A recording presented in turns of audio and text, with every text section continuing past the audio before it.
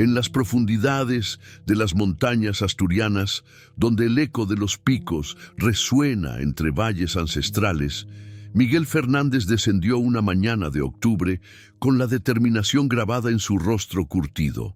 Las minas abandonadas de Carballín habían sido su herencia familiar durante generaciones, pero desde el cierre oficial en 1987, pocos se atrevían a explorar sus entrañas. Sin embargo, los documentos encontrados en el desván de su abuelo hablaban de vetas inexploradas, de riquezas ocultas que podrían cambiar su destino económico para siempre.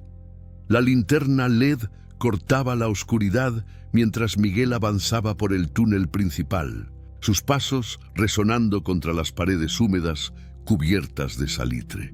El aire olía a tierra mojada y a algo más indefinible, una mezcla de óxido y tiempo detenido.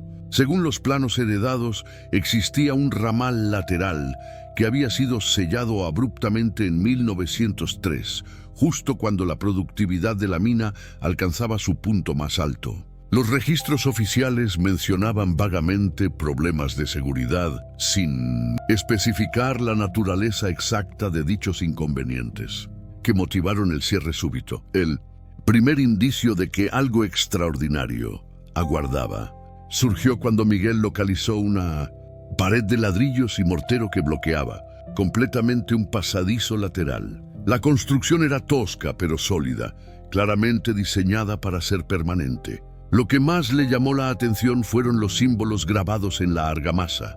Cruces invertidas, círculos concéntricos y marcas que parecían rasguños desesperados. Estos grabados no seguían ningún patrón arquitectónico conocido, sino que transmitían una sensación de urgencia, como si hubieran sido tallados por manos temblorosas bajo una presión extrema e inexplicable. Con la ayuda de un martillo neumático alquilado en el pueblo, Miguel comenzó la demolición meticulosa de la barrera. Cada golpe liberaba polvo centenario que se arremolinaba en el aire como fantasmas danzantes. A medida que los ladrillos cedían, una corriente de aire frío emergía del interior, transportando un aroma extraño que evocaba metal oxidado, mezclado con algo orgánico en descomposición. La temperatura descendía notablemente cerca de la abertura, creando una sensación inquietante que erizaba los vellos de los brazos. Era como si el túnel respirara después de décadas de asfixia autoimpuesta. Cuando finalmente logró crear una abertura lo suficientemente amplia para atravesarla, Miguel encendió su linterna más potente y dirigió el haz hacia el interior del pasadizo liberado. Lo que vio lo dejó paralizado durante varios minutos. El túnel se extendía hacia las profundidades de la montaña, pero las paredes mostraban marcas de herramientas que no correspondían con las técnicas de extracción de principios del siglo XX. Los cortes eran demasiado precisos, demasiado uniformes, como si hubieran sido realizados con maquinaria moderna que aún no existía en aquella época. Algo había estado ocurriendo en este lugar, algo que desafiaba la lógica histórica y temporal establecida. Miguel respiró profundamente antes de cruzar el umbral del túnel sellado, consciente de que cada paso lo alejaba de la seguridad del mundo conocido. La galería se adentraba en las entrañas de la montaña con una pendiente suave pero constante, como si hubiera sido diseñada para facilitar el acceso a algo específico ubicado en las profundidades. Las paredes mostraban vetas de minerales que brillaban tenuemente bajo la luz artificial, creando un espectáculo hipnótico de colores que nunca había observado en otras secciones de la mina. El silencio era tan absoluto que podía escuchar los latidos de su propio corazón resonando en sus oídos como tambores distantes. A medida que avanzaba, comenzó a notar peculiaridades en la construcción del túnel que desafiaban su comprensión de la ingeniería minera tradicional. Los soportes de madera estaban tallados con una precisión artesanal extraordinaria, decorados con motivos geométricos que recordaban a patrones celtas antiguos. Más inquietante aún era el hecho de que la madera parecía estar en perfecto estado de conservación, sin rastros de la putrefacción o los daños por humedad que cabría esperar después de más de un siglo. Era como si el tiempo se hubiera detenido en este lugar, preservando cada detalle con una meticulosidad sobrenatural. El suelo del túnel estaba cubierto por una capa de polvo fino que se levantaba con cada paso, creando pequeñas nubes que danzaban en el haz de la linterna. Sin embargo, Miguel pronto se dio cuenta de que no era polvo ordinario. Tenía una textura casi cristalina y un color ligeramente plateado que no había visto jamás. Al tocarlo con los dedos, experimentó una sensación extraña, como si el material tuviera propiedades conductivas que generaban pequeñas descargas eléctricas imperceptibles. Cada pisada dejaba una huella perfectamente definida, como si el polvo fuera capaz de conservar la memoria de cualquier contacto físico durante periodos indefinidos de tiempo. Los primeros indicios de presencia humana aparecieron después de caminar aproximadamente 200 metros. Miguel descubrió herramientas de minería dispersas por el suelo, pero su diseño resultaba anacrónico y desconcertante. Los picos y palas mostraban una aleación metálica desconocida que brillaba con reflejos azulados, y sus mangos estaban fabricados con un material que parecía una mezcla entre madera y metal. Lo más perturbador era que todas las herramientas estaban dispuestas de manera ordenada, como si hubieran sido abandonadas deliberadamente siguiendo un patrón específico que él no lograba descifrar completamente. La temperatura continuaba descendiendo gradualmente y Miguel comenzó a percibir un sonido sutil que inicialmente confundió con el eco de sus propios movimientos. Era un murmullo constante y rítmico, similar al de una conversación lejana mantenida en susurros. Detuvo su avance y contuvo la respiración, concentrándose en identificar el origen de estos sonidos fantasmales. El murmullo parecía provenir de las profundidades del túnel, llevado por corrientes de aire que transportaban también ese aroma metálico cada vez más intenso. Algo o alguien había estado en este lugar mucho después de su supuesto sellado en 1903. Y esa presencia aún dejaba rastros perceptibles en el ambiente enrarecido. El sonido de voces susurrantes se intensificaba con cada paso que Miguel daba hacia las profundidades del túnel, creando una sinfonía fantasmal que parecía emerger directamente de las paredes rocosas. Decidió detenerse y consultar los documentos de su abuelo, desplegando los planos amarillentos bajo la luz de su linterna. Según los registros, esta sección de la mina había sido excavada por un equipo de 12 mineros especializados, dirigidos por un capataz llamado Sebastián Mendoza, conocido por su experiencia en yacimientos complejos. Los informes detallaban una productividad excepcional hasta el día 15 de noviembre de 1903, cuando todas las anotaciones cesaron abruptamente sin explicación alguna. Lo que más intrigaba a Miguel era la naturaleza de los materiales que habían estado extrayendo. Los documentos mencionaban cristales de propiedades inusuales y minerales no catalogados que habían despertado el interés de geólogos de Madrid y Barcelona. Varios expertos habían viajado hasta la mina para estudiar estos hallazgos, pero sus informes nunca fueron publicados oficialmente. Las últimas entradas del diario del capataz hablaban de luces nocturnas y sonidos inexplicables que perturbaban a los trabajadores. Sebastián había solicitado refuerzos y equipamiento especial, pero la correspondencia se interrumpía justo cuando parecía estar a punto de revelar la verdadera naturaleza de sus descubrimientos. Miguel guardó los documentos y continuó su exploración, notando que las paredes del túnel comenzaban a mostrar formaciones cristalinas que emitían una luminiscencia tenue pero perceptible. Estos cristales no aparecían en ningún manual de mineralogía que conociera, y su disposición seguía patrones geométricos que parecían demasiado regulares para ser naturales. Al acercarse a examinar uno de estos depósitos, experimentó una sensación extraña. Los cristales parecían pulsar con un ritmo similar al de un latido cardíaco. La temperatura de su superficie era notablemente más baja que la del aire circundante, y al tocarlos brevemente, sintió una vibración sutil que se transmitía a través de sus dedos hasta su antebrazo.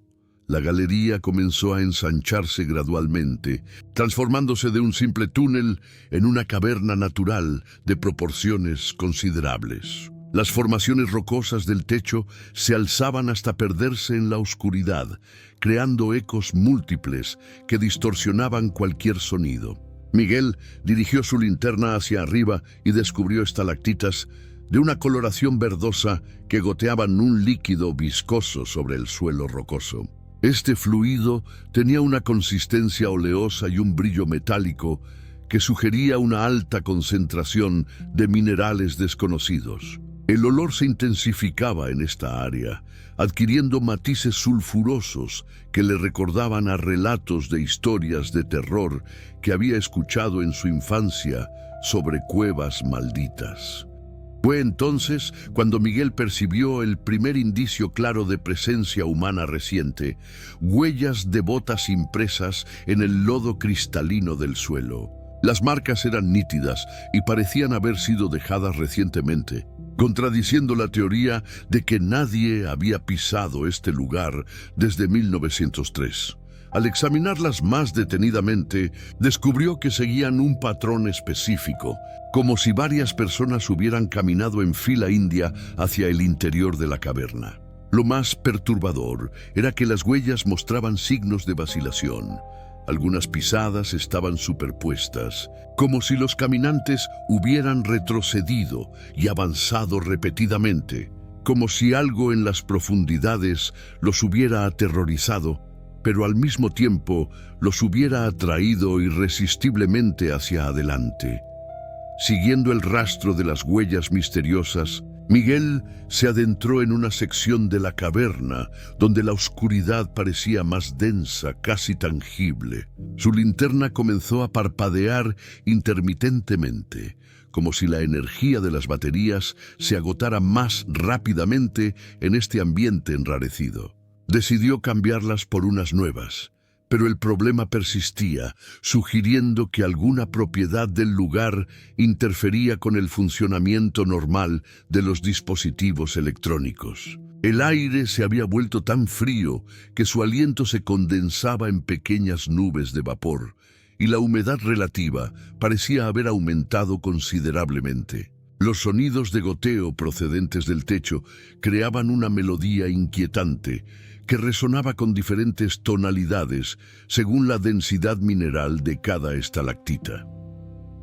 De repente, a unos 50 metros de distancia, Miguel divisó algo que lo dejó completamente paralizado. Un resplandor tenue pero inconfundible que sugería la presencia de una fuente de luz artificial.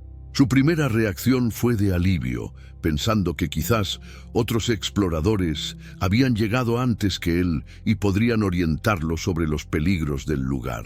Sin embargo, a medida que se aproximaba cautelosamente, comenzó a darse cuenta de que la calidad de esa luz era extraña, demasiado constante y uniforme para proceder de linternas o antorchas convencionales. La luminosidad tenía un tinte azulado que recordaba a la bioluminiscencia de ciertos organismos marinos, pero la intensidad era mucho mayor de lo que cualquier forma de vida conocida podría generar. Al acercarse lo suficiente, Miguel descubrió la fuente del resplandor, un campamento minero completo, perfectamente conservado, como si hubiera sido abandonado apenas unos minutos antes de su llegada. Había tiendas de campaña fabricadas con materiales que no reconoció, herramientas de aspecto moderno pero de diseño anacrónico, y lo más inquietante de todo, lámparas que funcionaban sin ninguna fuente de energía visible. Las llamas ardían con esa coloración azulada característica, pero no consumían combustible aparente ni producían humo. El campamento estaba organizado con una precisión militar, Cada elemento ocupaba su lugar específico, como si sus ocupantes hubieran seguido protocolos estrictos de organización y seguridad que superaban los estándares de la época. Lo que más perturbó a Miguel fue la disposición de los objetos personales, esparcidos por el campamento. Había ropas colgadas en improvisados tendederos, utensilios de cocina dispuestos como si fueran a ser utilizados en cualquier momento, y libros abiertos con páginas que se movían ligeramente por las corrientes de aire subterráneas. Sin embargo, todos estos elementos mostraban signos de antigüedad extrema.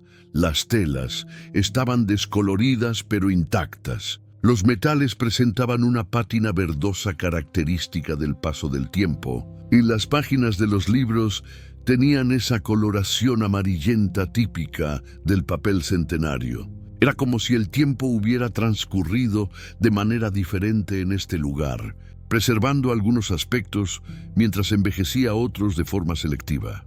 Miguel se acercó a una de las tiendas y apartó cuidadosamente la entrada de lona. En el interior encontró objetos que confirmaron sus sospechas más inquietantes.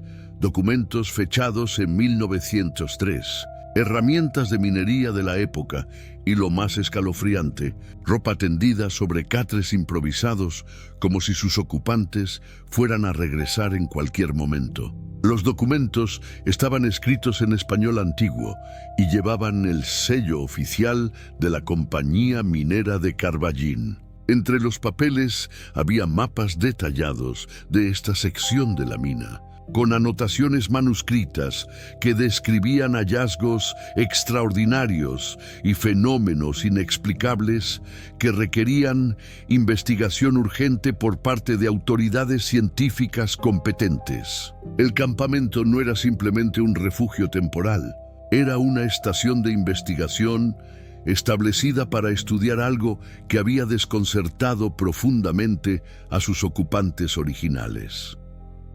Entre los documentos desperdigados por el campamento fantasma, Miguel localizó un diario encuadernado en cuero que llevaba grabado el nombre Sebastián Mendoza, capataz principal. Las páginas estaban amarillentas, pero perfectamente legibles, como si una fuerza sobrenatural las hubiera preservado específicamente para que alguien las encontrara décadas después. Las primeras entradas databan del mes de agosto de 1903 y describían un descubrimiento minero rutinario. Vetas de carbón de calidad excepcional que prometían generar beneficios extraordinarios para la compañía. Sin embargo, a medida que avanzaba en la lectura, el tono de las anotaciones cambiaba gradualmente, volviéndose más inquieto y repleto de referencias a anomalías geológicas que los mineros no lograban explicar mediante los conocimientos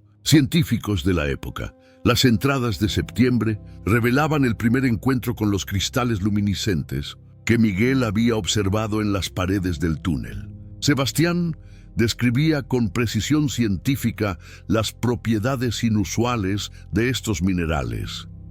Emiten luz propia sin calor perceptible, responden a la proximidad humana intensificando su brillo y producen sonidos apenas audibles que algunos trabajadores comparan con susurros lejanos. El capataz había enviado muestras a universidades de Madrid y Barcelona, pero las respuestas de los geólogos eran contradictorias y desconcertantes. Algunos expertos afirmaban que los cristales no contenían elementos conocidos por la ciencia contemporánea, mientras que otros sugerían que se trataba de un engaño elaborado o un error de identificación mineral.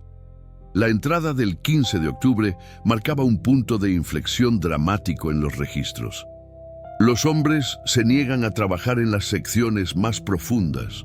Afirman escuchar voces que los llaman por sus nombres, procedentes de túneles que sabemos vacíos. 3 mineros han reportado visiones de compañeros fallecidos que les indican direcciones específicas para excavar.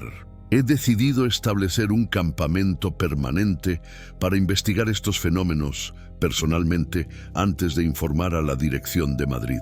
Sebastián había transformado la operación minera en una expedición de investigación paranormal, documentando meticulosamente cada anomalía observada. Sus descripciones incluían temperaturas que descendían súbitamente sin causa aparente, corrientes de aire que transportaban aromas de flores inexistentes en el entorno subterráneo, y ecos que se prolongaban mucho más de lo físicamente posible. Las últimas entradas datables del diario correspondían al mes de noviembre y revelaban un deterioro progresivo del estado mental del capataz. Los cristales nos hablan. No es imaginación ni sugestión colectiva. Transmiten información sobre la verdadera naturaleza de esta montaña, sobre civilizaciones que existieron aquí mucho antes de que los primeros humanos pisaran la península. Hemos encontrado evidencias de construcciones anteriores a nuestra excavación, túneles tallados con herramientas que no reconocemos y símbolos grabados en rocas que no aparecen en ningún catálogo arqueológico conocido. El deterioro de la caligrafía era evidente. Las letras se volvían más irregulares. Los renglones perdían su alineación horizontal y aparecían manchas que podrían ser lágrimas o sudor. La entrada final, fechada el 23 de noviembre de 1903, consistía en una sola línea escrita con letra temblorosa. Hemos decidido mirar hacia la entrada mientras esperamos. Es la única manera de no ver lo que se acerca desde las profundidades. A partir de esa fecha, el diario quedaba en blanco, pero Miguel notó algo perturbador. Las páginas posteriores no estaban simplemente vacías, sino que habían sido arrancadas cuidadosamente, como si alguien hubiera eliminado deliberadamente la información más importante. En el suelo de la tienda encontró fragmentos de papel quemado que sugerían que los registros finales habían sido destruidos intencionalmente. La pregunta que comenzaba a obsesionar a Miguel era si esta destrucción había sido obra de Sebastián, tratando de ocultar algo terrible, o si otra presencia había eliminado las evidencias de lo que realmente había ocurrido en aquellas profundidades malditas. Dejando el diario de Sebastián sobre la mesa improvisada del campamento, Miguel decidió explorar sistemáticamente cada rincón de este refugio centenario para comprender mejor qué había sucedido realmente en noviembre de 1903. Lo que más le llamaba la atención era la disposición meticulosa de todos los elementos. Las herramientas estaban organizadas según su función específica, las provisiones almacenadas siguiendo un sistema de conservación que demostraba conocimientos avanzados de supervivencia subterránea, y los documentos clasificados en carpetas etiquetadas con una caligrafía perfecta que contrastaba dramáticamente con las últimas entradas desesperadas del diario del capataz. Era evidente que durante las primeras semanas de investigación, el equipo había mantenido una disciplina férrea y un método científico riguroso. Sin embargo, a medida que examinaba más detenidamente la organización del campamento, Miguel comenzó a notar anomalías sutiles que sugerían una degeneración gradual del orden inicial. Algunos objetos estaban dispuestos de manera aparentemente aleatoria, como si hubieran sido manipulados por manos nerviosas o distraídas. Las mantas de las camas mostraban signos de agitación nocturna, arrugas profundas, esquinas dobladas de manera irregular y, lo más inquietante, manchas oscuras que podrían ser sudor provocado por pesadillas recurrentes. En una esquina del campamento había un área donde alguien había estado tallando obsesivamente el mismo símbolo en la roca, un círculo, atravesado por líneas ondulantes que se repetía docenas de veces con intensidad creciente. La cocina improvisada revelaba detalles aún más perturbadores sobre los últimos días de la expedición. Los utensilios estaban dispuestos como si hubieran sido utilizados recientemente, pero cubiertos por una capa de polvo que sugería décadas de abandono. Había restos de alimentos en estado de conservación imposible, pan que mantenía su forma original, pero se desmoronaba al menor contacto, frutas secas que conservaban su color, pero habían perdido toda sustancia interna. Lo más desconcertante era una olla que contenía un guiso completamente petrificado, como si el proceso de cocción se hubiera detenido instantáneamente y el contenido se hubiera mineralizado. Manteniendo su apariencia original, Miguel dirigió su atención hacia un área del campamento que parecía haber funcionado como oficina de campo. Una mesa grande cubierta de mapas, instrumentos de medición de la época y lo que parecían ser muestras de minerales organizadas en pequeños frascos etiquetados. Los mapas mostraban la progresión de la excavación día tras día, con anotaciones que indicaban hallazgos específicos y direcciones de expansión. Sin embargo, los últimos mapas revelaban un patrón inquietante.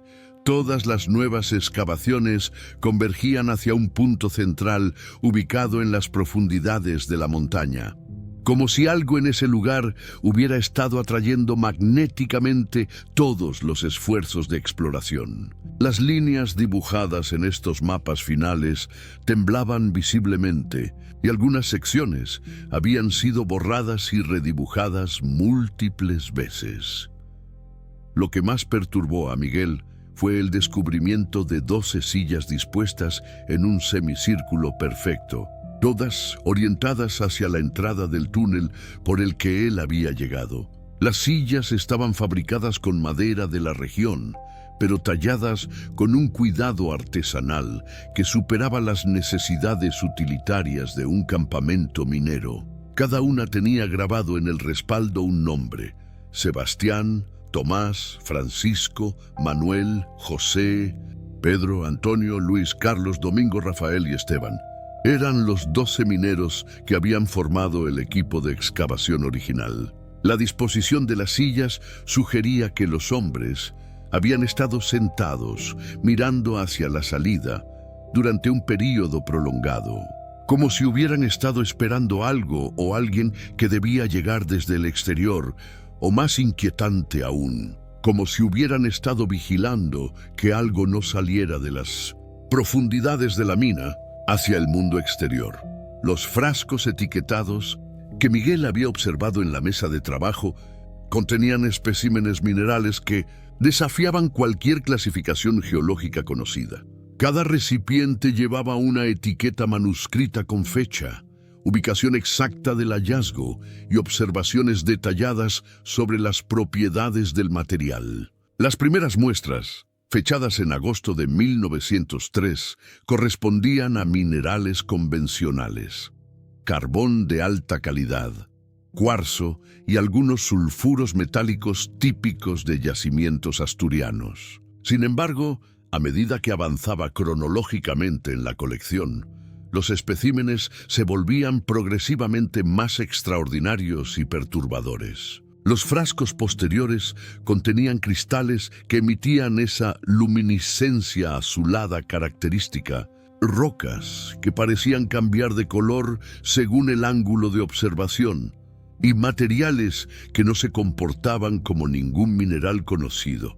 Una de las muestras más inquietantes era un fragmento de roca negra que parecía absorber la luz de la linterna en lugar de reflejarla, creando una zona de oscuridad absoluta que resultaba visualmente desconcertante. La etiqueta correspondiente, escrita con la caligrafía temblorosa de las últimas semanas, describía el material como piedra que devora la luz, encontrada en túnel 7 después de que las herramientas se negaran a cortarla. Responde a presencia humana. Volviéndose más fría, los hombres reportan pesadillas después de manipularla.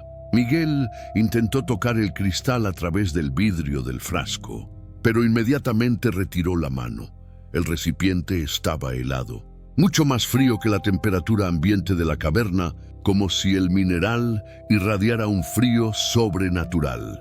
Otro frasco contenía lo que parecían ser fragmentos de metal, pero su comportamiento era completamente anómalo. Los pedazos se movían lentamente dentro del recipiente, como si fueran líquido viscoso en lugar de sólido, reagrupándose en diferentes configuraciones geométricas cada pocos minutos. La etiqueta explicaba: metal viviente, excavado 15 metros, bajo nivel anterior, se comporta como organismo consciente, responde a estímulos sonoros, reorganizando su estructura.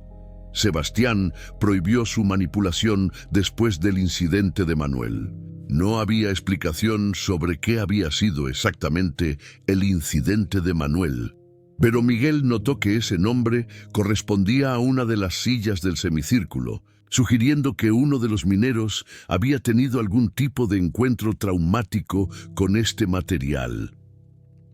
El frasco más perturbador de toda la colección contenía lo que inicialmente parecía ser simple agua, pero al observarlo más detenidamente, Miguel se dio cuenta de que el líquido se movía con patrones demasiado complejos para ser explicados por convección térmica o vibración. Formaba espirales perfectas, creaba ondas concéntricas sin estímulo aparente, y ocasionalmente desarrollaba formas que recordaban a rostros humanos antes de disolverse nuevamente en el caos líquido. La etiqueta, escrita con tinta que parecía haberse corrido por la humedad o tal vez por lágrimas, decía simplemente: el agua de las profundidades. Nos muestra lo que fuimos y lo que seremos. No debe salir jamás de la montaña. Hemos cometido un error terrible al traerla aquí, Miguel. Se dio cuenta de que estaba contemplando no simplemente una colección de curiosidades geológicas, sino evidencia física de que las profundidades de la mina contenían materiales que desafiaban las leyes conocidas de la física y la química. Cada muestra representaba un paso más hacia un descubrimiento que había aterrorizado progresivamente a hombres experimentados y racionales, hasta el punto de hacerlos abandonar una operación minera altamente rentable. La progresión de las etiquetas contaba la historia de una transformación gradual, desde el entusiasmo científico inicial hasta el terror paralizante que había llevado al sellado permanente del túnel. Pero la pregunta que ahora obsesionaba a Miguel era si estos materiales eran simplemente raros o si poseían algún tipo de inteligencia o conciencia que había influido en el destino de los 12 mineros, cuyas sillas permanecían orientadas hacia la salida como centinelas eternos. Junto a las muestras minerales, Miguel descubrió una colección de instrumentos científicos que evidenciaban la seriedad con la que Sebastián y su equipo habían abordado la investigación de los fenómenos anómalos. Había termómetros de mercurio de precisión, barómetros portátiles, brújulas de navegación y lo que parecía ser un sismógrafo primitivo construido artesanalmente con materiales disponibles en la época. Todos estos dispositivos mostraban lecturas que habían sido registradas meticulosamente en cuadernos de observación, creando un registro científico de las condiciones ambientales durante los meses de investigación. Sin embargo, las lecturas registradas describían condiciones físicamente imposibles para un entorno subterráneo convencional, sugiriendo que las leyes naturales funcionaban de manera diferente en las profundidades de la mina. Los termómetros registraban fluctuaciones de temperatura que desafiaban cualquier explicación convencional.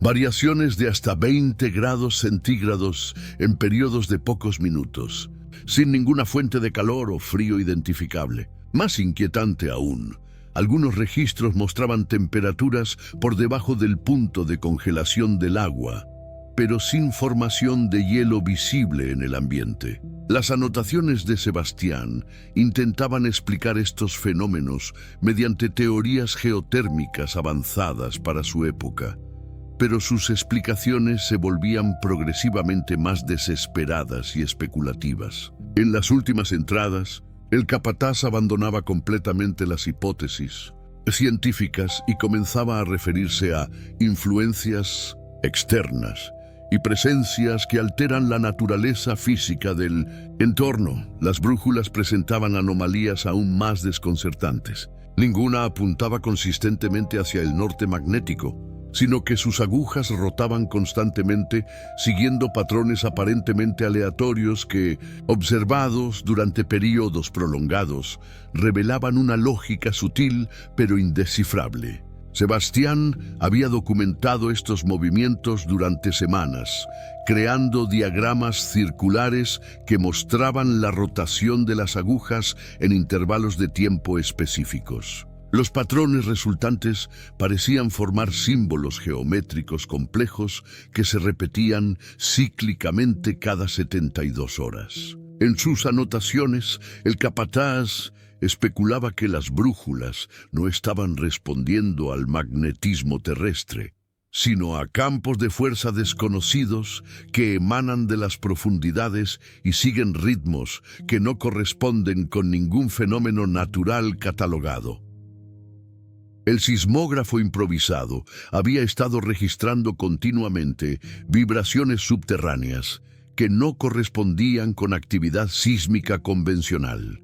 Los gráficos mostraban ondas regulares y rítmicas como latidos gigantescos procedentes del corazón de la montaña. La frecuencia de estas pulsaciones había ido aumentando gradualmente durante los meses de observación, con las linternas proyectando sombras danzantes sobre las paredes húmedas. Miguel y sus compañeros comenzaron el descenso hacia las profundidades donde aguardaba el túnel sellado. El aire se volvía más denso con cada paso, cargado de una humedad que parecía penetrar hasta los huesos. Los cascos de seguridad resonaban contra las vigas de madera centenaria, creando un ritmo inquietante que se perdía en la oscuridad. La temperatura descendía gradualmente mientras se adentraban en las entrañas de la montaña. Las paredes mostraban las marcas de generaciones de mineros que habían trabajado estos túneles, cicatrices en la roca que contaban historias de sudor, sangre y esperanza. Miguel observaba las herramientas oxidadas abandonadas en algunos recovecos, vestigios de una época donde la minería era más artesanal y peligrosa que en la actualidad. El sonido del agua goteando creaba una sinfonía subterránea que acompañaba su marcha hacia lo desconocido. Cada gota que caía desde el techo de roca parecía marcar el paso del tiempo, recordándoles cuántos años habían transcurrido desde que alguien había recorrido estos pasillos. La historia de la mina se revelaba en cada grieta, en cada viga carcomida por la humedad y el tiempo. Los compañeros de Miguel intercambiaban miradas nerviosas mientras avanzaban por el túnel principal. Habían escuchado las historias, conocían los rumores que circulaban sobre esta sección de la mina, pero ninguno había imaginado que algún día tendrían que adentrarse en estos pasadizos olvidados. La empresa había sido clara. Necesitaban acceso a esos túneles para evaluar la viabilidad de expandir las operaciones hacia esa zona. Finalmente, después de casi una hora de descenso, las luces de sus linternas iluminaron una pared de piedras y mortero que bloqueaba completamente el túnel. Era exactamente como lo habían descrito los planos antiguos. Un muro sólido construido con la intención de sellar permanentemente lo que fuera que hubiera más allá. Miguel se acercó lentamente, sintiendo un escalofrío inexplicable, mientras examinaba la barrera que había permanecido intacta durante más de un siglo. Miguel dirigió su linterna hacia la superficie del muro sellado, revelando detalles que no aparecían en ningún documento oficial de la mina. Las piedras habían sido colocadas con una urgencia evidente, sin la precisión típica de los trabajos de construcción minera de la época. Entre las grietas del mortero se distinguían marcas extrañas, como si algo hubiera arañado la superficie desde el interior. Los trazos irregulares formaban patrones que desafiaban cualquier explicación lógica. Carlos, el más experimentado del grupo, se acercó para examinar la construcción con ojo profesional. Sus décadas trabajando en minas le habían enseñado a reconocer diferentes técnicas de construcción, pero este muro era diferente. Esto no fue hecho siguiendo protocolos de seguridad. murmuró, pasando sus dedos por las marcas en la piedra. Fue construido rápido, como si quisieran sellar algo urgentemente, sin importar la calidad del trabajo. Las herramientas necesarias para demoler el muro habían sido transportadas durante varios días hasta este punto. Martillos neumáticos, palancas, cinceles y equipo de seguridad adicional yacían ordenados junto a la pared. Miguel había insistido en traer detectores de gas y equipos de ventilación portátiles, recordando las historias sobre gases tóxicos que se acumulaban en túneles cerrados durante décadas. La seguridad de su equipo era prioritaria. Antes de comenzar la demolición, Miguel decidió documentar todo meticulosamente. Fotografió las marcas extrañas, midió las dimensiones del muro y registró la composición de los materiales utilizados en su construcción. Algo en su instinto le decía que estos detalles podrían ser importantes más adelante. Los patrones en la piedra parecían contar una historia, aunque ninguno de los presentes pudiera interpretarla. Mientras preparaban el equipo, una corriente de aire helado se filtró a través de una pequeña grieta en la parte superior del muro. Era imposible que hubiera ventilación natural a esa profundidad, lo que significaba que había espacio abierto del otro lado. Miguel sintió cómo el aire frío le erizaba la piel del rostro, trayendo consigo un olor peculiar que no logró identificar, una mezcla de humedad, metal oxidado y algo más que prefirió no analizar demasiado. El martillo neumático rugió en la oscuridad del túnel, enviando ondas de sonido que reverberaron por toda la estructura subterránea. Miguel sintió las vibraciones a través de sus botas mientras Carlos comenzaba a trabajar en la esquina inferior derecha del muro. Las chispas saltaban con cada impacto, iluminando momentáneamente las paredes circundantes con destellos dorados que creaban sombras fantasmales. El ruido era ensordecedor en el espacio confinado. Con cada golpe del martillo, pequeños fragmentos de piedra y mortero caían al suelo, acumulándose en montículos grises que contrastaban con la oscuridad del túnel. Miguel observaba cómo el trabajo progresaba lentamente, pero había algo inquietante en la forma en que el muro parecía resistirse a ser derribado. El mortero era más duro de lo esperado, como si hubiera sido diseñado para resistir el paso del tiempo y cualquier intento de demolición. Después de 2 horas de trabajo intenso, habían logrado abrir un hueco del tamaño de un puño en la parte inferior del muro. Miguel se acercó con su linterna más potente y dirigió el haz de luz a través de la abertura. Lo que vio lo dejó paralizado. Un espacio vacío se extendía más allá del alcance de su luz, y el aire que emergía del hueco era notablemente más frío que el del túnel donde se encontraban. Carlos detuvo el martillo neumático y se acercó para ver qué había captado la atención de Miguel. Ambos hombres se arrodillaron junto al pequeño agujero, tratando de distinguir algo en la oscuridad del otro lado. El silencio que siguió al cese del ruido del martillo era perturbador, tan absoluto que podían escuchar sus propios latidos. Era como si el túnel sellado hubiera estado esperando en completo silencio durante más de un siglo. Miguel decidió insertar una cámara endoscópica a través del hueco para obtener una mejor vista del interior. La pequeña cámara, conectada a una pantalla portátil, se deslizó lentamente a través de la abertura. Las primeras imágenes mostraban un túnel similar al que ocupaban, pero había algo diferente en la atmósfera del lugar. El aire parecía más espeso, y las paredes mostraban una coloración extraña que no habían visto en ninguna otra parte de la mina. La pantalla de la cámara endoscópica parpadeaba ocasionalmente mientras Miguel manipulaba los controles para dirigir el dispositivo hacia diferentes ángulos del túnel sellado. Las primeras imágenes revelaron un pasadizo que se extendía en línea recta durante varios metros antes de curvarse hacia la izquierda. Las paredes estaban cubiertas de una sustancia cristalina que reflejaba la luz de la cámara, creando destellos que dificultaban la visión clara. Carlos observaba la pantalla por encima del hombro de Miguel, señalando ocasionalmente objetos que parecían estar esparcidos por el suelo del túnel. ¿Ves eso?, murmuró apuntando hacia lo que parecían ser herramientas de minería abandonadas. Picos, palas y linternas de carburo yacían dispersos como si hubieran sido abandonados súbitamente. La disposición caótica de los objetos sugería que quienes los habían dejado allí habían salido con mucha prisa.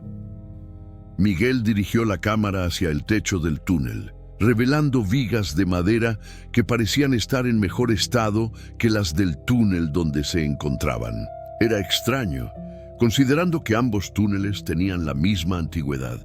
Las vigas del túnel sellado mostraban signos de una preservación anómala, como si el aire encerrado hubiera actuado como conservante natural. Sin embargo, había manchas oscuras en algunas secciones que no lograban identificar. La cámara continuó su exploración, adentrándose más profundamente en el túnel sellado. A medida que avanzaba, comenzaron a aparecer en la pantalla objetos más personales. Una cantimplora de metal abollada, pedazos de ropa y lo que parecía ser un sombrero de minero de principios del siglo XX. Estos objetos contaban una historia silenciosa de las personas que habían trabajado en ese túnel antes de que fuera sellado para siempre. Súbitamente, la cámara captó algo que hizo que tanto Miguel como Carlos retrocedieran instintivamente. En el extremo del alcance visual del dispositivo, apenas visible en los límites de la iluminación, había formas que parecían demasiado regulares para ser formaciones rocosas naturales. Eran estructuras que sugerían una presencia humana, pero la resolución de la imagen no era suficiente para determinar exactamente qué eran. La incertidumbre era más perturbadora que cualquier revelación directa podría haber sido. Miguel retiró la cámara endoscópica del agujero y la desconectó lentamente, procesando las imágenes que acababa de ver. Las formas indistintas en el extremo del túnel sellado habían despertado su curiosidad profesional, pero también un instinto primitivo que le aconsejaba abandonar la exploración. Carlos permanecía en silencio, limpiando nerviosamente sus herramientas mientras evitaba hacer contacto visual directo. Ambos sabían que habían visto algo que no aparecía en ningún informe oficial.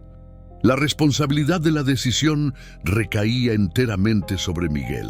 Como supervisor del proyecto, tenía la autoridad para ordenar la continuación de la demolición o cancelar la operación y reportar hallazgos que requerían investigación adicional. Sin embargo, las órdenes de la empresa habían sido específicas. Necesitaban evaluar la viabilidad de esos túneles para la expansión de las operaciones.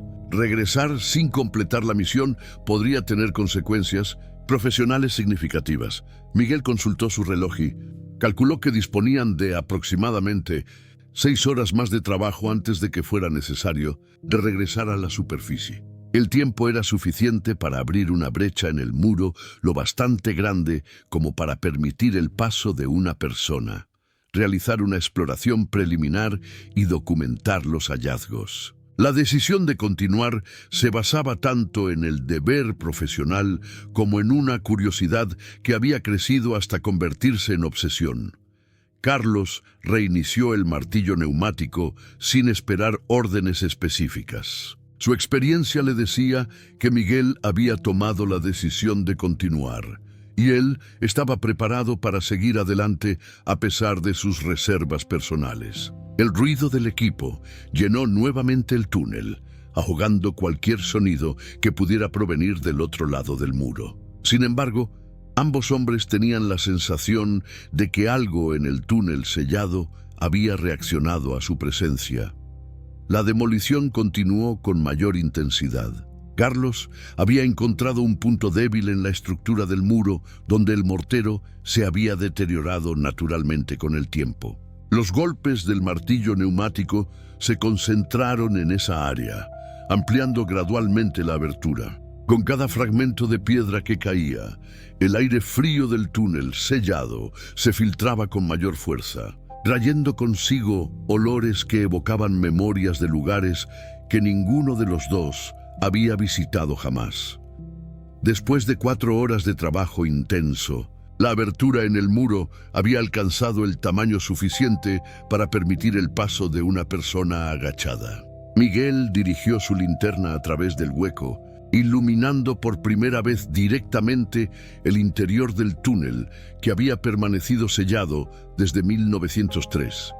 El haz de luz reveló un pasadizo que se extendía hacia la oscuridad, con paredes que mostraban la misma técnica de construcción que el resto de la mina, pero con una atmósfera claramente diferente. El aire que emergía del túnel sellado era notablemente más frío y cargado de humedad.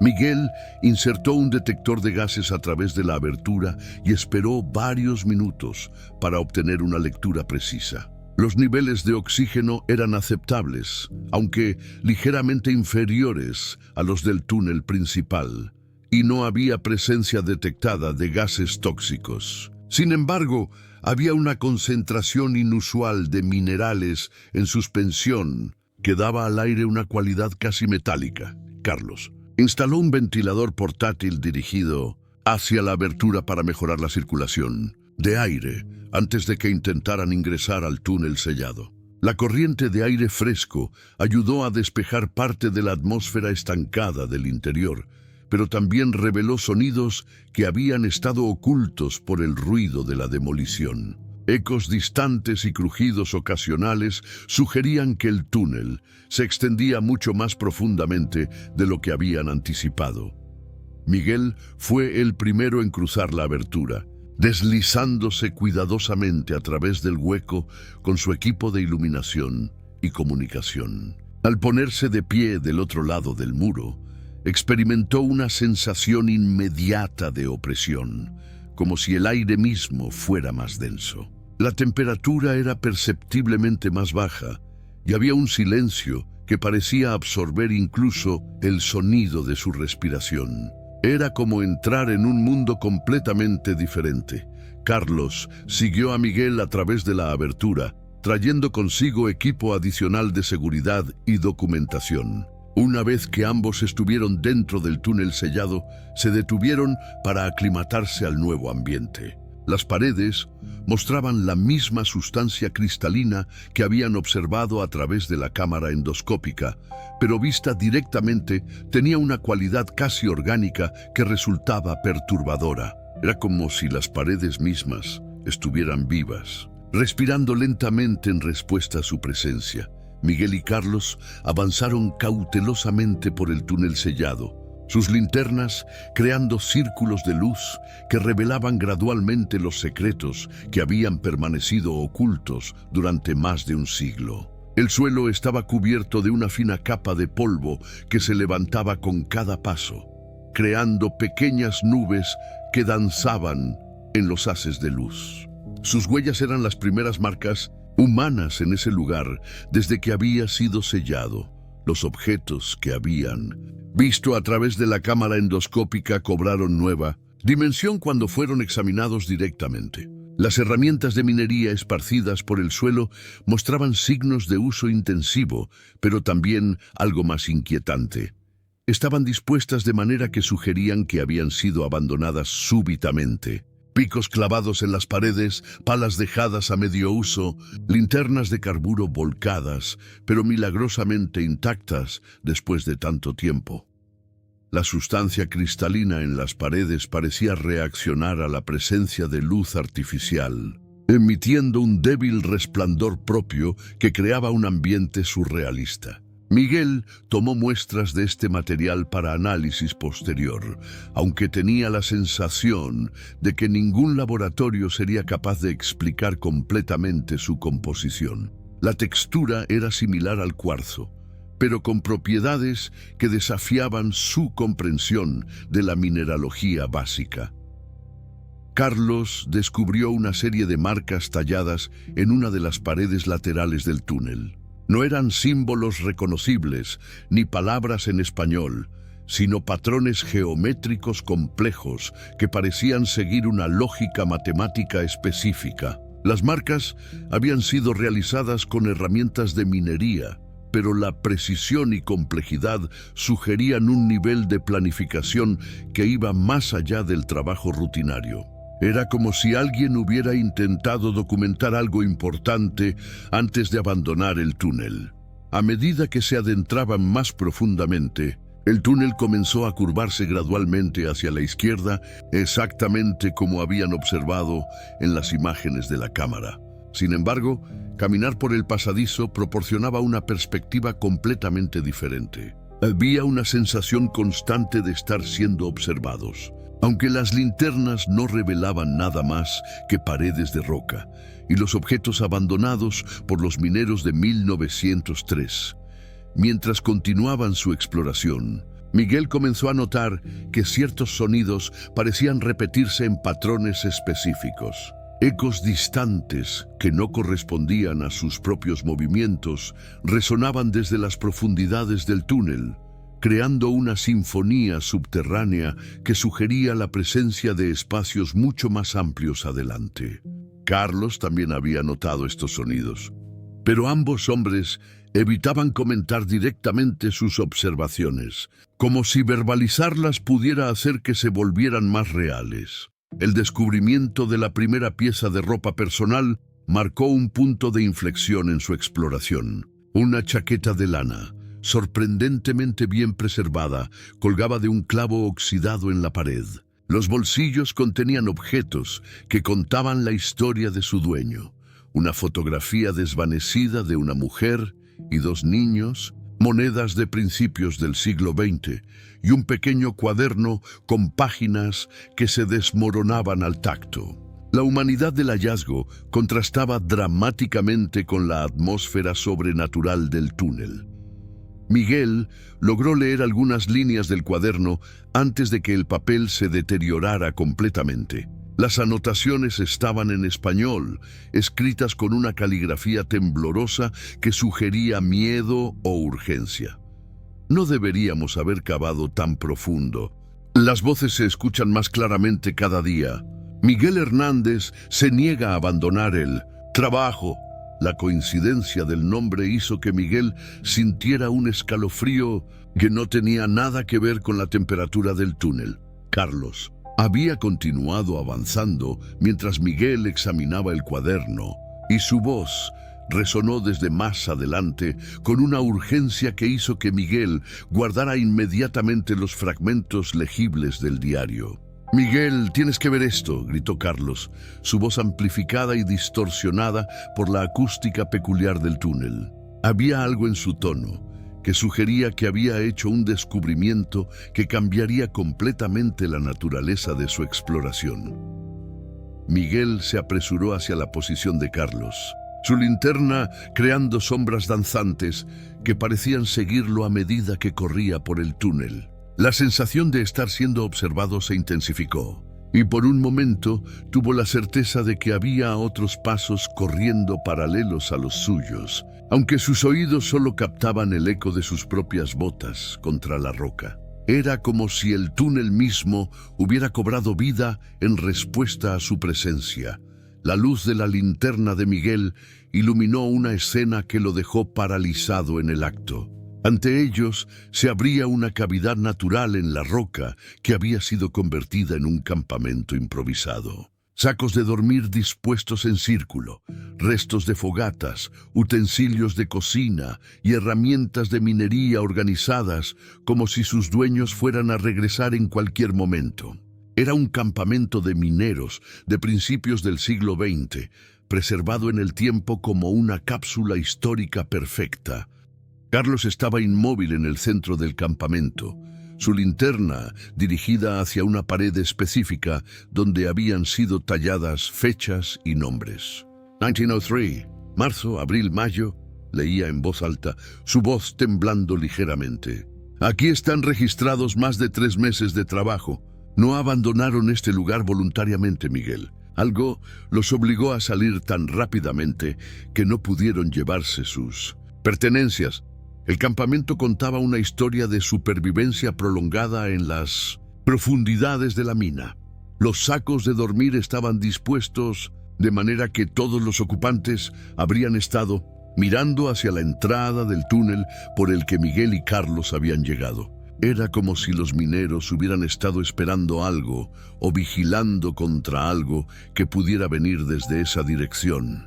La disposición defensiva del campamento sugería que sus ocupantes habían vivido con miedo constante durante el tiempo que permanecieron en ese lugar. Miguel examinó los restos de las fogatas y encontró cenizas que todavía conservaban su forma original, protegidas de corrientes de aire por la configuración de la cavidad.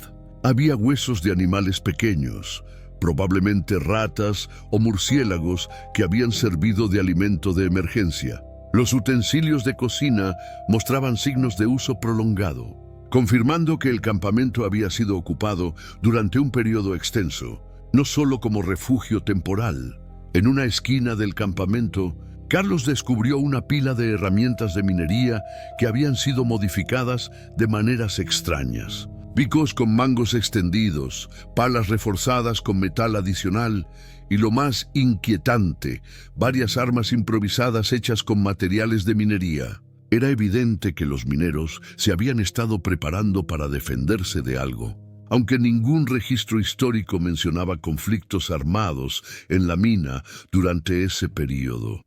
Mientras Miguel documentaba meticulosamente el campamento con su cámara, Carlos continuó explorando los límites de la cavidad natural. Su linterna reveló gradualmente lo que al principio había parecido ser formaciones rocosas irregulares en las sombras más profundas del espacio. Sin embargo, una observación más cuidadosa reveló formas que eran inequívocamente humanas. Cuerpos momificados por el aire seco y frío del túnel, preservados en posiciones que contaban la historia final del campamento. Los cuerpos estaban dispuestos en una línea defensiva, mirando hacia la entrada, como si hubieran estado montando guardia cuando la muerte los alcanzó. Sus ropas, aunque deterioradas, eran claramente de principios del siglo XX, confirmando que estos eran los mineros desaparecidos de 1903. Lo más perturbador era que todos mantenían sus ojos abiertos, dirigidos hacia el túnel por el que Miguel y Carlos habían entrado, como si hubieran muerto esperando la llegada de algo específico. Miguel se acercó cuidadosamente al cuerpo más cercano y encontró en sus manos los restos de un rifle de la época, oxidado pero reconocible. El hombre había muerto en posición de combate, preparado para disparar contra un enemigo que nunca había llegado, o que había llegado de una manera que las armas convencionales no podían detener. La expresión en el rostro momificado sugería terror, pero también una determinación férrea de proteger algo.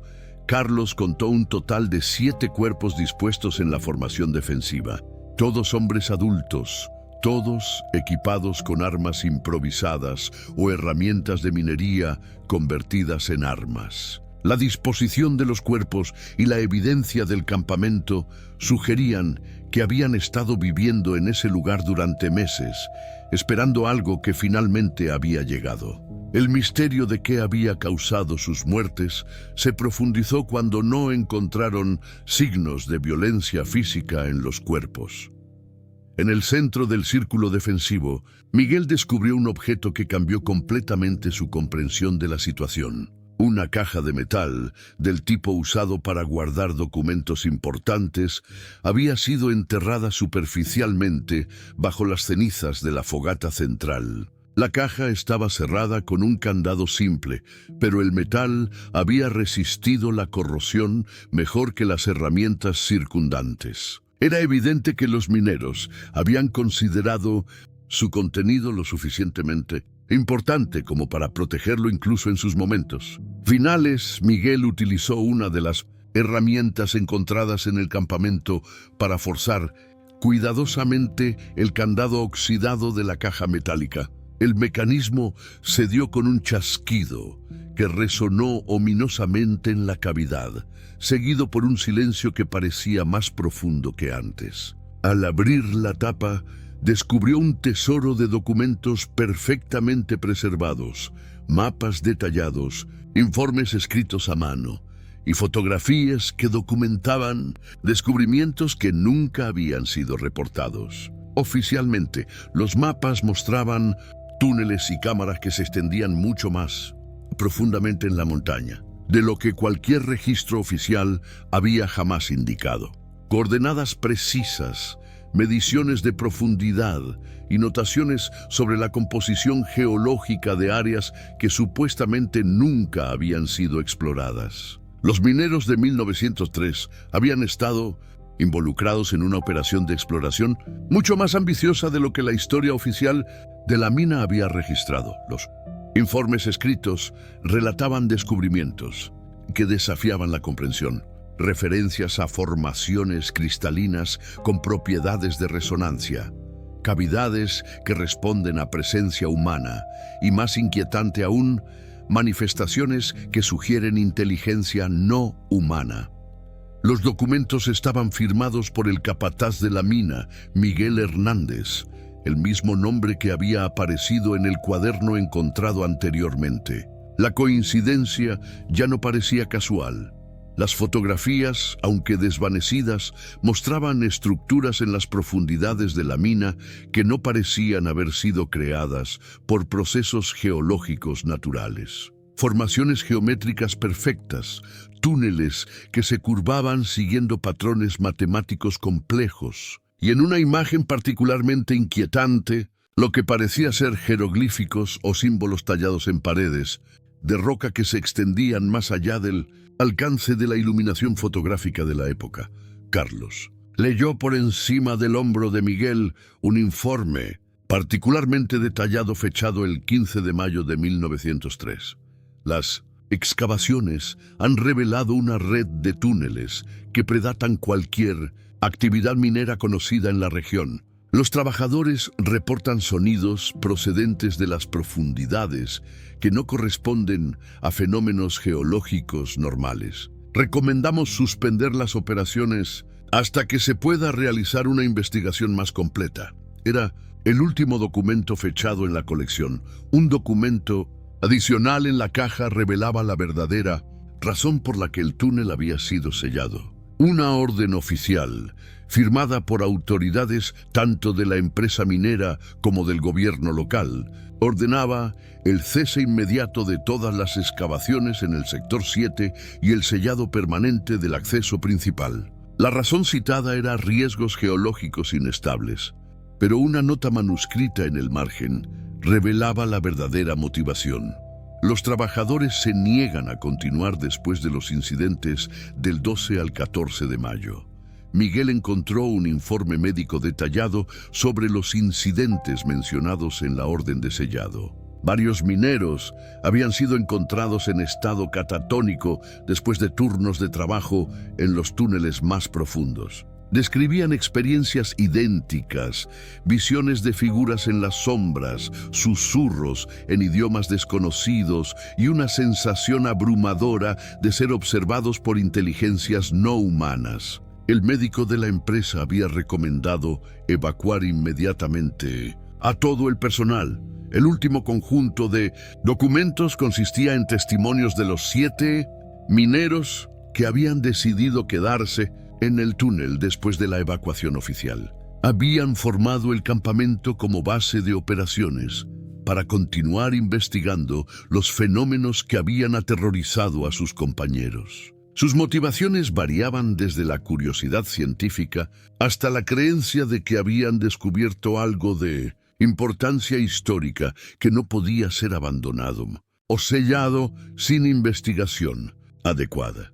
Los testimonios revelaban que los mineros habían establecido contacto de algún tipo con las presencias en los túneles profundos. Describían comunicaciones que no eran verbales, pero que transmitían información compleja sobre la historia de la región, conocimientos sobre formaciones geológicas y advertencias sobre las consecuencias de perturbar ciertos espacios subterráneos. Era claro que los mineros habían comenzado a considerarse protectores o guardianes de algo importante. El documento final era una carta dirigida a quien pueda encontrar esto, fechada el 20 de mayo de 1903. En ella, Miguel Hernández explicaba que él y sus compañeros habían decidido permanecer permanentemente en los túneles para evitar que futuras generaciones cometieran los mismos errores de excavación irresponsable. Hay cosas en las profundidades que deben permanecer sin ser molestadas, escribía. Nos quedamos no como prisioneros, sino como guardianes voluntarios de secretos que la humanidad no está preparada para comprender. Mientras Miguel terminaba de leer los documentos, un sonido distante comenzó a filtrarse desde los túneles más profundos que se extendían más allá del campamento. No era el tipo de ruido que esperarían encontrar en una mina abandonada, crujidos de madera, caída de rocas o asentamiento estructural. Este sonido tenía una calidad casi musical, como si fuera generado por instrumentos desconocidos, tocando melodías. Los símbolos en las paredes comenzaron a cobrar sentido cuando María consultó los archivos del Museo Arqueológico local. Las marcas no eran aleatorias, sino un sistema de comunicación utilizado por las culturas precolombinas que habitaron estas montañas siglos antes de la llegada de los colonizadores españoles. Cada símbolo representaba conceptos relacionados con la muerte, el renacimiento y la protección espiritual, sugiriendo que el túnel había sido un lugar sagrado mucho antes de convertirse en una mina. La investigación reveló que los pueblos originarios consideraban estas montañas como portales hacia el mundo de los espíritus. Los rituales de paso se realizaban en cavernas profundas, donde los iniciados debían enfrentar sus miedos más profundos para alcanzar la sabiduría ancestral. Los mineros de 1903, sin saberlo, habían perturbado un espacio sagrado que había permanecido intacto durante generaciones, desencadenando fuerzas que no comprendían ni podían controlar. El antropólogo Dr. Hernández explicó que muchas culturas indígenas creían en la existencia de guardianes de la montaña, espíritus protectores que castigaban a quienes profanaban lugares sagrados. Estas entidades no eran malignas por naturaleza, sino defensoras de un orden ancestral que había sido violentamente interrumpido. La minería intensiva del siglo XX había despertado a estos guardianes, que buscaban restaurar el equilibrio perdido a través de métodos que los humanos percibían como terroríficos. Los testimonios de otros mineros de la región comenzaron a formar un patrón inquietante. Historias similares emergieron de minas abandonadas a lo largo de toda la cordillera, cada una con características peculiares, pero elementos comunes: trabajadores que desaparecían, sonidos inexplicables en los túneles y la sensación constante de ser observados por presencias invisibles. Era como si toda la montaña estuviera impregnada de una conciencia antigua que rechazaba la intrusión humana. Esta comprensión cambió completamente la perspectiva sobre los eventos de 1903. Los mineros no habían sido víctimas de un accidente o una tragedia aleatoria, sino participantes involuntarios en un conflicto espiritual que trascendía su comprensión. El túnel sellado no era simplemente una tumba, sino un campo de batalla donde dos mundos habían colisionado con consecuencias devastadoras. En los archivos municipales, oculto entre documentos oficiales carcomidos por el tiempo, María descubrió un testimonio que había permanecido ignorado durante más de un siglo. Era una carta escrita por el ingeniero jefe de la mina, Sebastián Morales, dirigida a su esposa 3 días antes del sellado del túnel. Sus palabras, temblorosas y desesperadas, describían eventos que desafiaban toda lógica y razón, pintando un cuadro aterrador de los últimos días antes de la tragedia. Querida Isabel, comenzaba la misiva. Lo que voy a contarte sonará a locura, pero juro por nuestros hijos que cada palabra es cierta. Los hombres en el túnel no murieron de gases tóxicos, como informamos a las autoridades. Algo más siniestro ocurrió allí abajo, algo que no puedo explicar con las herramientas de la ciencia o la razón. Vi cosas que han destrozado mi fe en todo lo que creía saber sobre este mundo. El ingeniero describía cómo los trabajadores comenzaron a comportarse de manera extraña después de abrir la cámara sellada. Hablaban en idiomas que ninguno conocía, dibujaban símbolos en el suelo con sus propias manos ensangrentadas y permanecían inmóviles durante horas, mirando fijamente hacia la entrada como si esperaran la llegada de algo terrible. Los intentos de sacarlos del túnel resultaban infructuosos. Parecían estar unidos al lugar por una fuerza invisible e inquebrantable. La noche anterior al sellado, continuaba Morales, bajé al túnel una última vez. Los encontré sentados en círculo, completamente inmóviles, con los ojos abiertos, pero vacíos. Sus labios se movían en un murmullo constante, repitiendo palabras que sonaban como oraciones o súplicas en un idioma ancestral. Cuando me acerqué, todos giraron sus cabezas hacia mí al mismo tiempo, y en sus rostros vi una expresión de terror tan profunda que aún me persigue en mis pesadillas. La carta terminaba abruptamente, con una línea que helaba la sangre. He decidido sellar el túnel para siempre. Que Dios nos perdone por lo que hemos despertado en las profundidades de la tierra. Si algo me sucede, quema esta carta y nunca permitas que nuestros hijos se acerquen a estas montañas.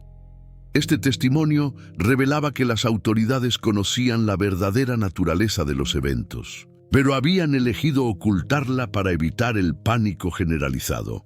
El equipo de investigación paranormal, liderado por el doctor Carlos Mendoza, arribó a la mina con equipos de última tecnología, determinados a documentar científicamente los fenómenos reportados. Sus instrumentos detectaron inmediatamente anomalías electromagnéticas significativas en la zona del túnel sellado, con fluctuaciones de temperatura inexplicables y niveles de radiación que no correspondían a fuentes naturales conocidas. Los medidores de campos magnéticos mostraban patrones erráticos que parecían seguir una secuencia casi inteligente, como si respondieran a una presencia consciente.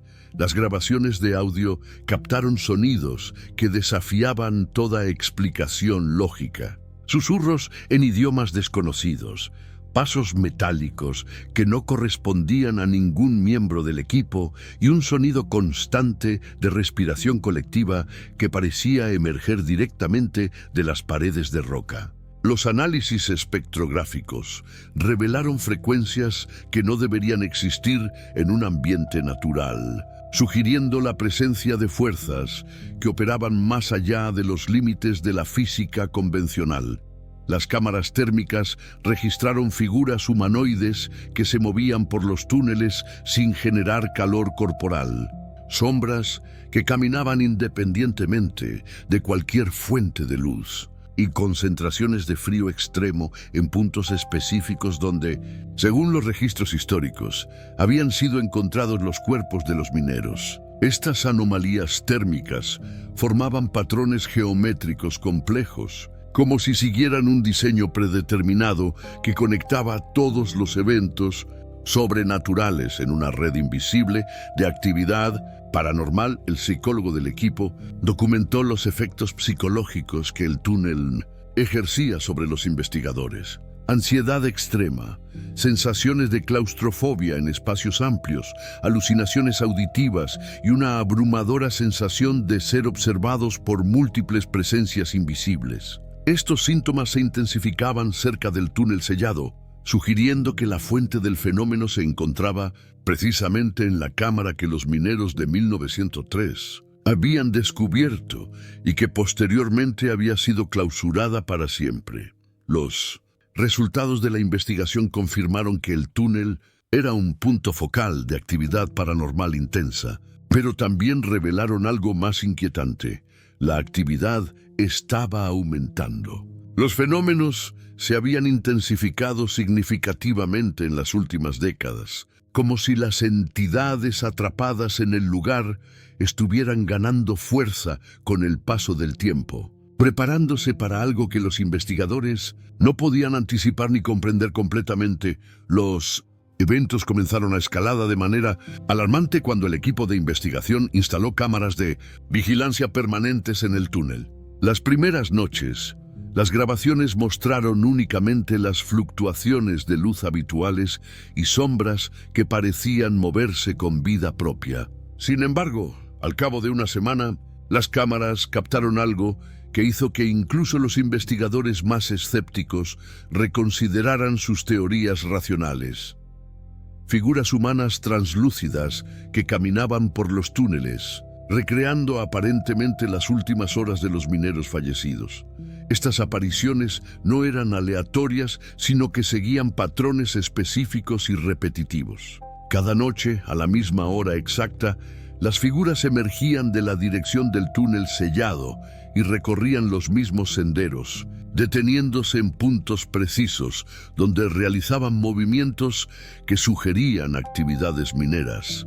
Cargar herramientas invisibles, empujar carretillas espectrales y comunicarse entre ellos a través de gestos silenciosos. Era como si estuvieran atrapados en un bucle temporal, condenados a repetir eternamente sus últimas acciones en vida.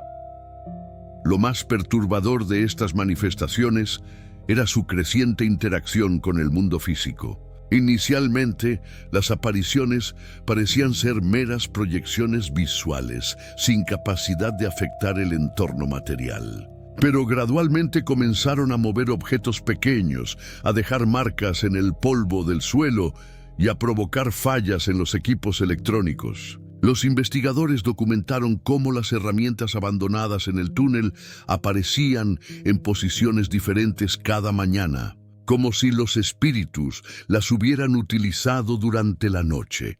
El comportamiento de las apariciones también evolucionó de manera inquietante. Mientras que inicialmente ignoraban completamente la presencia de los investigadores vivos, comenzaron a mostrar signos de conciencia sobre su entorno actual. Las figuras espectrales empezaron a detenerse para observar las cámaras, a señalar hacia los equipos modernos con expresiones de confusión y en algunas ocasiones a intentar comunicarse directamente con los investigadores mediante gestos desesperados que sugerían advertencias o súplicas de ayuda.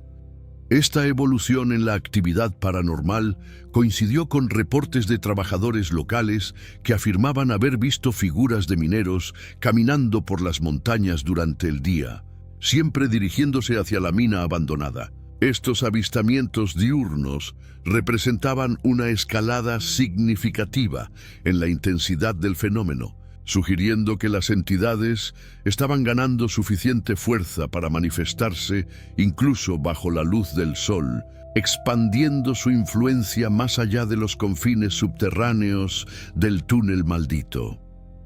El breakthrough definitivo llegó cuando María logró descifrar completamente los símbolos encontrados en las paredes del túnel, utilizando textos arqueológicos especializados en culturas precolombinas de la región. Los símbolos no solo describían rituales ancestrales, sino que contaban una historia específica, la leyenda de los guardianes de la montaña sagrada, espíritus protectores que habían sido encerrados en las profundidades de la tierra por chamanes antiguos para proteger tesoros espirituales de valor incalculable para las culturas indígenas locales. Según la traducción, los símbolos advertían sobre las terribles consecuencias de perturbar el sueño de estos guardianes. Cualquier intruso que violara el santuario subterráneo quedaría marcado espiritualmente, condenado a servir como centinela eterno del lugar sagrado.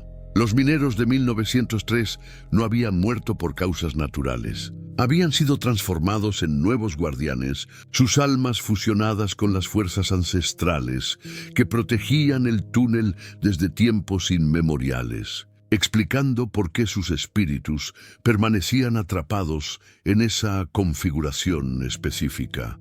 La leyenda también explicaba por qué los cuerpos habían sido encontrados mirando hacia la entrada del túnel. No estaban esperando socorro o intentando escapar, sino que habían asumido su nueva función como vigilantes espirituales, observando perpetuamente para asegurar que ningún otro intruso profanara el espacio sagrado. Sus muertes físicas habían sido solo el primer paso en una transformación sobrenatural que los convertiría en parte integral del Minsesum, sistema de protección espiritual de la montaña. Los textos revelaban además que cada perturbación adicional del sitio fortalecería a los guardianes, explicando por qué la actividad paranormal se había intensificado con las investigaciones modernas. Cada cámara instalada, cada equipo introducido, cada persona que ingresaba al túnel alimentaba el poder de las entidades, permitiéndoles extender su influencia más allá de los límites físicos de la mina. Era un ciclo de retroalimentación sobrenatural que se fortalecía con cada intento de comprenderlo o documentarlo. Esta revelación transformó completamente la comprensión de los eventos. Los investigadores no estaban estudiando simplemente un fenómeno paranormal aislado, sino interfiriendo con un sistema de protección espiritual que había funcionado durante siglos. Cada paso de su investigación los había convertido inadvertidamente en parte del problema, alimentando las fuerzas que intentaban comprender y potencialmente despertando algo que había permanecido en equilibrio, precario durante más de un siglo. Los días siguientes a la revelación trajeron una intensificación dramática de la actividad paranormal que se extendió más allá de los límites de la mina abandonada. Los habitantes del pueblo comenzaron a reportar avistamientos de figuras de mineros caminando por las calles durante las horas previas al amanecer, siempre en silencio absoluto y dirigiéndose invariablemente hacia las montañas. Estos espíritus no mostraban hostilidad directa, pero su mera presencia generaba una sensación de terror primordial que afectaba tanto a humanos como a animales domésticos en el área. Las manifestaciones se volvieron más elaboradas y coordinadas, sugiriendo un nivel de organización que desafiaba las teorías convencionales sobre actividad espectral. Los mineros espectrales comenzaron a aparecer en formaciones específicas, realizando lo que parecían ser rituales de protección alrededor del perímetro de la mina. Estas ceremonias fantasmales involucraban movimientos sincronizados y cantos en idiomas ancestrales que los investigadores lograron grabar pero no traducir, y la manipulación de objetos físicos para crear patrones geométricos complejos en el suelo. Los equipos electrónicos en un radio de varios kilómetros comenzaron a experimentar fallas sistemáticas que no podían atribuirse a causas técnicas convencionales. Teléfonos móviles, radios y sistemas de comunicación se desactivaban espontáneamente cuando se acercaban a la zona de influencia espiritual. Los vehículos sufrían averías mecánicas inexplicables y las brújulas giraban erráticamente, como si el campo magnético natural de la región hubiera sido alterado por fuerzas sobrenaturales que operaban según principios desconocidos para la ciencia moderna. La flora y fauna local también mostraron signos de perturbación sobrenatural. Los árboles cercanos a la mina comenzaron a marchitarse sin explicación botánica aparente, mientras que los animales salvajes evitaban completamente el área, creando un perímetro de silencio antinatural alrededor del túnel sellado. Los pájaros que accidentally volaban sobre la zona caían del cielo temporalmente aturdidos, como si hubieran atravesado una barrera energética invisible que interfería con sus sistemas de navegación biológicos. Estos fenómenos expansivos confirmaron las peores sospechas de los investigadores. Las fuerzas despertadas en el túnel ya no estaban contenidas en el espacio subterráneo original. Los guardianes espirituales estaban extendiendo su influencia, creando una zona de protección sobrenatural que crecía día a día. Era como si la montaña entera estuviera despertando de un sueño milenario, reclamando su estatus sagrado y rechazando cualquier forma de intrusión moderna con una determinación que trascendía las leyes naturales conocidas. La tensión entre el mundo moderno y las fuerzas ancestrales alcanzó un punto crítico cuando las autoridades locales decidieron intervenir militarmente en la situación. Un destacamento de la Guardia Civil arribó con equipos especializados para resolver definitivamente lo que consideraban un problema de histeria colectiva y fenómenos naturales malinterpretados. Sin embargo, su presencia armada y su actitud escéptica solo intensificaron la respuesta sobrenatural, como si las entidades interpretaran esta escalada como una declaración de guerra contra el orden espiritual que protegían. La primera noche después de la llegada de las fuerzas oficiales, los fenómenos paranormales se multiplicaron exponencialmente. Las apariciones de mineros espectrales se transformaron de figuras solitarias en una verdadera procesión de espíritus que emergía del túnel sellado en números que superaban ampliamente el registro histórico de trabajadores fallecidos. Era como si cada alma que había perecido en estas montañas a lo largo de los siglos hubiera sido convocada para defender el santuario ancestral contra la intrusión contemporánea. Los guardias civiles, entrenados para enfrentar amenazas terrestres irracionales, se encontraron completamente desarmados ante manifestaciones que desafiaban toda lógica militar. Sus equipos de comunicación fallaron simultáneamente, sus vehículos se desactivaron sin explicación mecánica y sus armas experimentaron malfuncionamientos que los armeros no pudieron explicar posteriormente. Varios oficiales reportaron visiones perturbadoras de campos de batalla sobrenaturales, donde luchaban fuerzas que no podían comprender ni combatir con métodos convencionales. El comandante del destacamento, un veterano de múltiples operaciones complejas, admitió privadamente que se enfrentaban a algo que excedía completamente su entrenamiento y experiencia.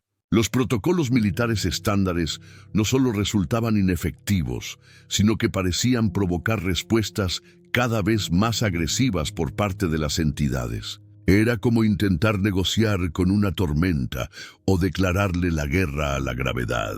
Las fuerzas involucradas operaban en dimensiones que la estrategia militar convencional no podía abordar. Esta confrontación entre la autoridad estatal moderna y los poderes ancestrales reveló la naturaleza fundamental del conflicto. No se trataba simplemente de un fenómeno paranormal que requería explicación científica, sino de un choque entre dos sistemas de realidad completamente diferentes: el mundo materialista y racional del siglo XXI contra las fuerzas espirituales que habían gobernado estas montañas durante milenios. Los mineros de 1903 habían sido las primeras víctimas de este conflicto ontológico, pero claramente no serían las últimas. La resolución del conflicto llegó de una fuente completamente inesperada. Elena Quispe, una anciana descendiente directa de las comunidades indígenas originales de la región, que había observado los eventos desde la distancia con una comprensión que trascendía las explicaciones científicas o militares. En sus 93 años, Elena portaba conocimientos transmitidos oralmente a través de generaciones, historias de terror y sabiduría que sus antepasados habían preservado específicamente para situaciones como la que ahora enfrentaba la montaña sagrada. Los espíritus no buscan venganza, explicó Elena a los investigadores y autoridades reunidos. Buscan restaurar el equilibrio que fue roto cuando los mineros extranjeros profanaron el santuario sin comprender las consecuencias de sus acciones. Los guardianes ancestrales no distinguen entre intenciones buenas o malas. Solo reconocen la violación del espacio sagrado y responden según protocolos espirituales establecidos hace siglos por los chamanes de mi pueblo. Sus palabras llevaban el peso de una tradición que había anticipado y preparado rituales específicos para estas circunstancias. La anciana reveló que existían ceremonias de pacificación que podían apaciguar a los guardianes espirituales, pero requerían la participación activa de representantes de todas las partes involucradas en el conflicto sobrenatural. Los investigadores modernos, las autoridades gubernamentales y los descendientes de las comunidades originales debían trabajar juntos en un ritual de reconocimiento y reparación que honrara tanto la sabiduría ancestral como la realidad contemporánea. Era un proceso complejo que requería humildad, respeto y la disposición de aceptar límites a la curiosidad y el control humano. El ritual propuesto por Helena involucraba ofrendas específicas, cantos en el idioma ancestral y la instalación de protecciones espirituales permanentes alrededor del túnel sellado. Más importante aún, requería el compromiso formal de todas las partes de respetar el carácter sagrado del sitio y cesar cualquier intento futuro de investigación o excavación. Los guardianes espirituales, explicó, aceptarían esta tregua siempre que se mantuvieran las condiciones acordadas y se respetara su función protectora del santuario subterráneo. La implementación de estas medidas representaba un reconocimiento oficial de que existen fuerzas en el mundo que operan más allá del alcance de la ciencia y la autoridad moderna. Para los investigadores, significaba aceptar que algunos misterios deben permanecer sin resolver por el bien de la armonía entre diferentes planos de realidad. Para las autoridades, implicaba establecer protocolos que reconocieran la legitimidad de los sistemas de creencias ancestrales y su relevancia práctica en situaciones que exceden la comprensión convencional. El ritual de pacificación se realizó durante la noche de luna nueva, cuando, según Helena, el velo entre los mundos espiritual y material era más delgado y permeable a la comunicación entre diferentes planos de existencia. Representantes de la comunidad científica, las autoridades gubernamentales y los pueblos originales se reunieron en la entrada del túnel sellado, cada grupo aportando elementos específicos requeridos por la ceremonia ancestral. La colaboración entre estas diferentes perspectivas del mundo creó una energía única que parecía resonar con las fuerzas sobrenaturales que habían dominado la región. Los cantos en idioma ancestral, guiados por Helena y otros ancianos de la comunidad, comenzaron al anochecer y continuaron hasta el amanecer. Durante estas horas, los participantes reportaron una sensación gradual de calma y resolución que se extendía desde el túnel hacia toda la montaña. Las manifestaciones espectrales que habían atormentado la región durante meses aparecieron una última vez, pero ahora con una calidad diferente. Los mineros fantasmales parecían serenos, como si finalmente hubieran encontrado la paz que había eludido sus espíritus durante más de un siglo. Las ofrendas tradicionales, coca, chicha, tejidos ceremoniales y objetos de oro, fueron depositadas en puntos específicos alrededor del perímetro del túnel, creando un círculo de protección que honraba tanto a los guardianes ancestrales como a las almas de los mineros fallecidos. Cada ofrenda llevaba oraciones específicas que reconocían el dolor causado por la profanación involuntaria del sitio sagrado y expresaban el compromiso de respetar su santidad en el futuro. Era un acto de reconciliación que trascendía las barreras temporales y culturales. A medida que el ritual alcanzaba su clímax, los equipos de monitoreo registraron una normalización gradual de todas las anomalías electromagnéticas y térmicas que habían caracterizado la actividad paranormal. Las temperaturas se estabilizaron, los campos magnéticos retornaron a patrones naturales y los niveles de radiación descendieron a rangos normales para la región. Era como si la montaña entera hubiera exhalado un suspiro de alivio después de décadas de tensión sobrenatural, finalmente encontrando el equilibrio entre sus diferentes habitantes espirituales. El amanecer trajo una tranquilidad que no se había experimentado en la región desde antes de 1903. Los mineros espectrales realizaron una última procesión hacia el túnel sellado, pero ahora caminaban con dignidad y propósito, como soldados que finalmente regresan a casa después de cumplir una misión difícil.